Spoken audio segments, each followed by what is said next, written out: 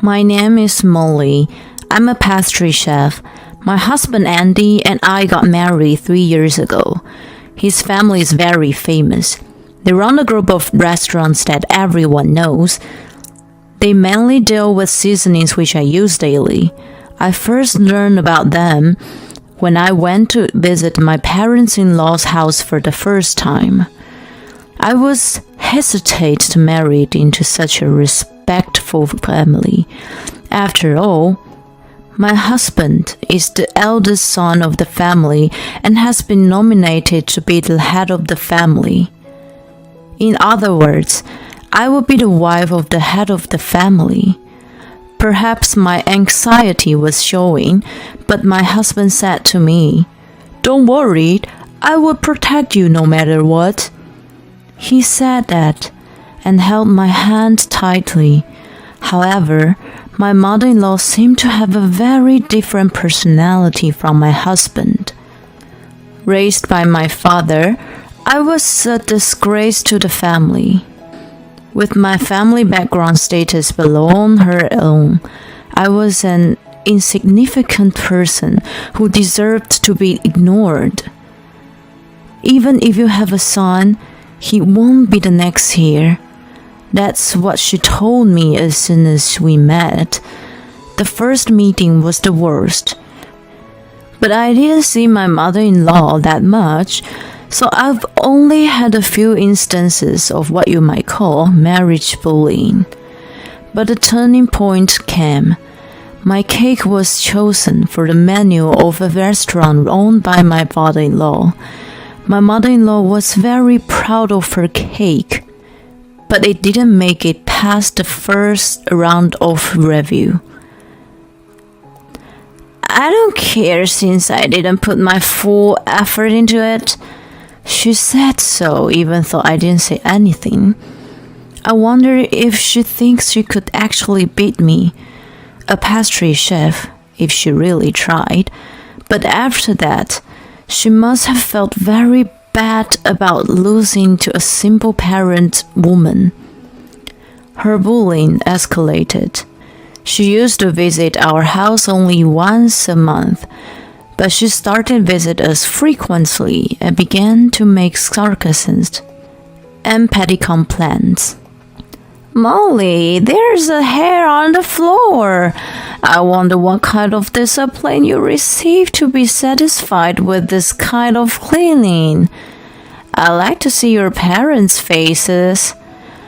My mother-in-law started looking for something wrong as soon as she arrived and pointed out loudly, "I did that. If you want to complain, just tell me." My husband responded with a disgusted look on his face. My husband works from home and has been taking the initiative in doing the housework himself because he has time to spare. "Mom, if you look in the mirror, you'll see his parents' face." I wanted to tell her that. "Molly, did you force your husband to do the housework again? I can't believe you put work first and neglect the housework. I didn't cut corners at all, either at work or at home." She would change the subject and attack me. Even when my husband tried to stop her, she would yell until I apologized. I had no choice but to bow to her, and she would smile with satisfaction and walk away. My husband always sighed at my mother-in-law's attitude. "I'm sorry. It's because I put work first." "No, I'm sorry. I'm not reliable. I did think about telling this to her." My husband tried to warn her every time, but my mother-in-law wouldn't listen to him. Probably the only person my mother-in-law listens to is my father-in-law. Well, I just have to put up with my mother-in-law's back sarcasm. If you just let it slide, it will go away in time. But I will soon learn that such naive thinking would not work with my mother-in-law. I never imagined that she would do something like that. It was June. A birthday party was being held through my husband's cousin.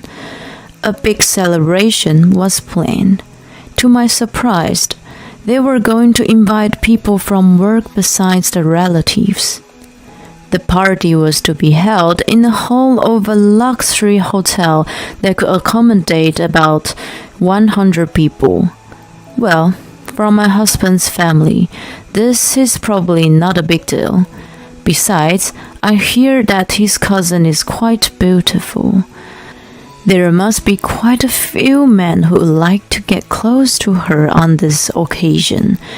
A few days after my husband informed me of this, I received a call from my mother-in-law. The main dish is to be made by the family. Decide who will make what. I see. So here's my suggestion, Molly. You're a pastry chef, so you must be good at cooking. That thing we had before, it was delicious. So why don't you cook that main dish? We'll pay for it, so you don't have to worry about the money. The way my mother said it sounded sarcastic, but it's true that I'm good at cooking in general. Well, the best is cakes. And my mother-in-law has never criticized me for cooking. It's the only genre that my mother-in-law never complains about. You know how to bake, so do it right, alright? I won't forgive you if there's any mistake. Before I could respond, my mother-in-law concluded on her own and hung up the phone. I gave up and adjusted my work schedule until the day of the party and started preparing for the cake and the pastry food. Everything went smoothly until the day of the celebration.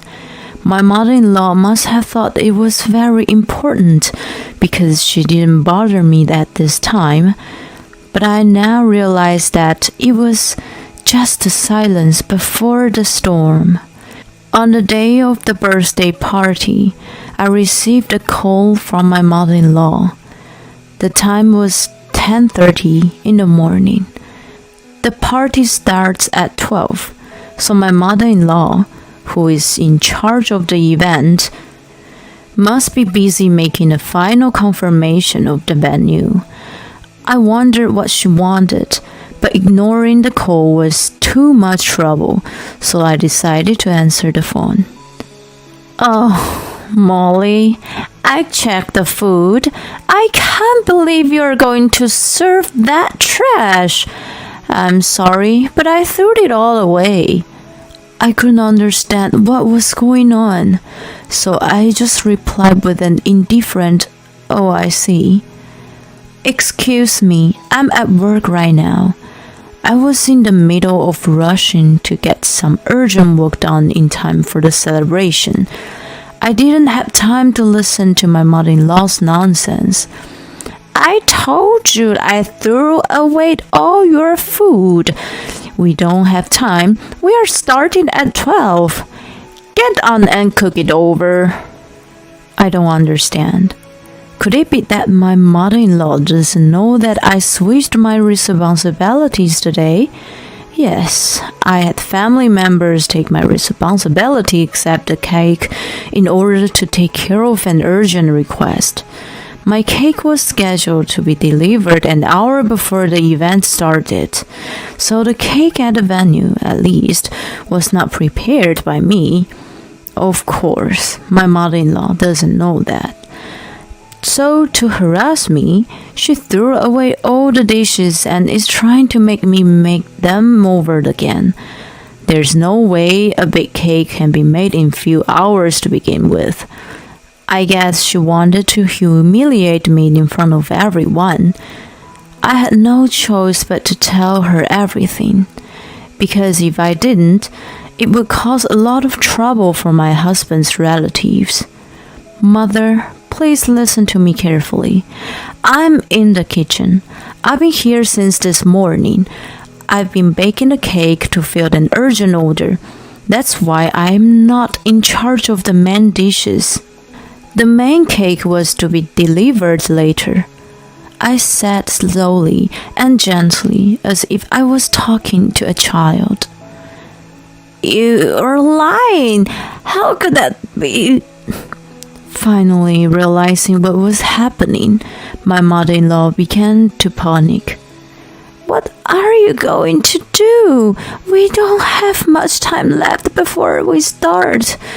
You have to do something. It's your fault for not telling me, or else I'm going to say that you threw it away. My mother-in-law is talking crazy things, but it will ruin my reputation as a pastry chef if she blurted out that I threw away the food. I had no choice but to leave the urgent work to my staff and rush to the venue. But there was a traffic jam, and it was a little after 11 o'clock when I arrived at the venue.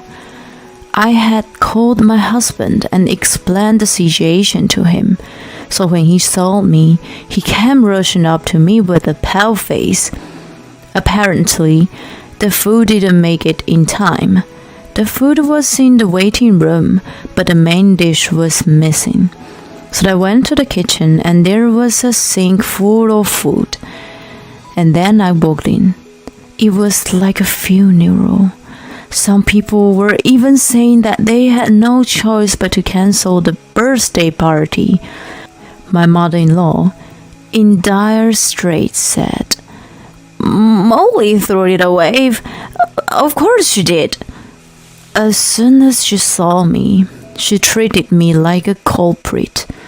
I could see this coming, so I had made a request to my husband. I'm sick and tired of dealing with my mother-in-law. I'm going to put an end to all this today. Molly, what have you done? You're such a terrible person for interrupting someone's celebration. She yelled at me. My husband's relatives who had heard the commotion were all around, and they all turned on me at once, believing what she said. But I didn't throw away the food. I corrected. My mother-in-law was quick to say, Who else but you? How dare you ruin this celebration? I can only think of you, brought up by a single parent. I was at work all morning. I'm sure our staff can attest to it. And you, mother, was the one who called to me that you thrown away all the food, wasn't it? I would never say that. That's why single-parent children...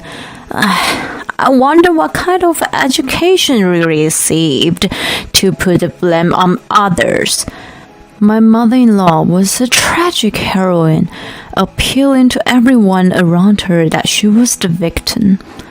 My mother-in-law, who had been in the family for more than 20 years, was more trusted by the relatives than me, who has only been a member of the family for a few years.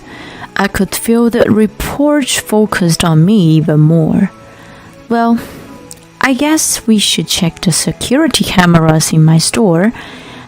I'm sure I can prove my alibi. Then it would be clear that my mother-in-law was lying. I was determined to fight back, but I asked Molly to do my work. I went directly to Molly's workplace.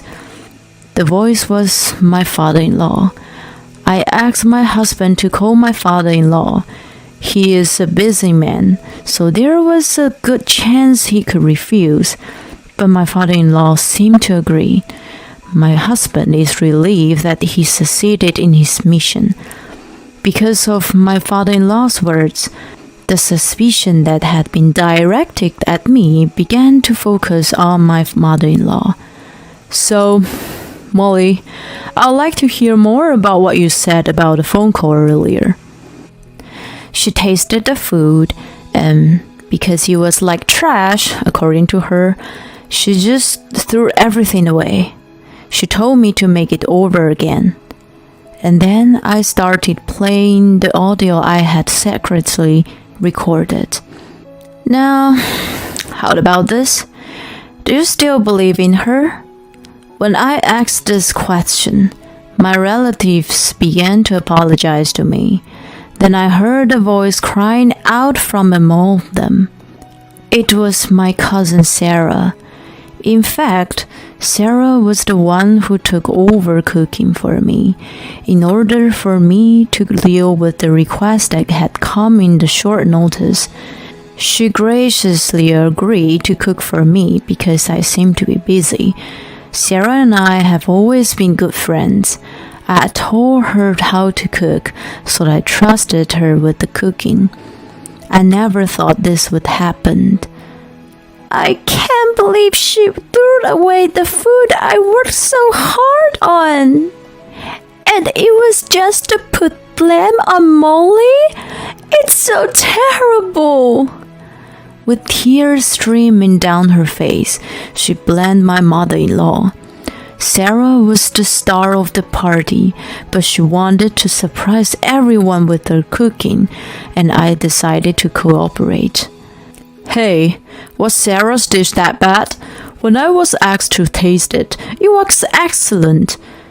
No, I didn't mean it that way. Don't give me that excuses, you fool. Oh!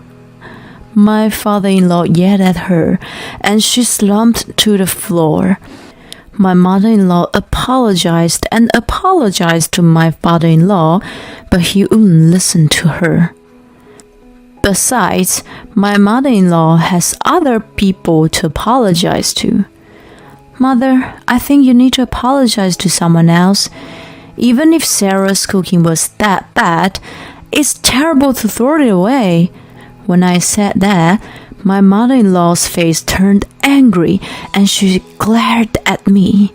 She was a fool not to realize that rebellion is futile. I threw it away because I thought it was your food. I didn't want a single-parent woman like you cooking because I thought it was disgusting and despicable. It would be a disgrace to serve such food to everyone, so I kindly threw it away. You should be grateful. My mother-in-law was spitting and screaming at me. While astonished at what she said, it was my husband's aunt who raised her voice. Annie, a single parent is despicable, huh? You know I'm divorced. And did you forget that father was raised by a single parent? My mother-in-law was frightened by the cold look in her eyes, as if she was looking at a bug. Before she knew it, her relatives were looking at her in the same way. Oh no, you're a single parent of the highest rank. Molly is from a single parent of the lowest rank. That's why she's despicable. Just like cows, there were different ranks of single parents apparently. I didn't know that. Stop talking! Yelled by my father-in-law. My mother-in-law shivered and sat down on the cold floor of the kitchen. I heard it was a celebration, but what in the world is going on? Suddenly, a voice called out, and I turned to see a dignified old man. He is my husband's grandfather and the current head of the family. I don't know what's going on, but I can't forgive her for throwing away the food. The current head of the family stares at my mother-in-law. It's beneath a person to disrespect food. When I was a child, I was often told to respect food.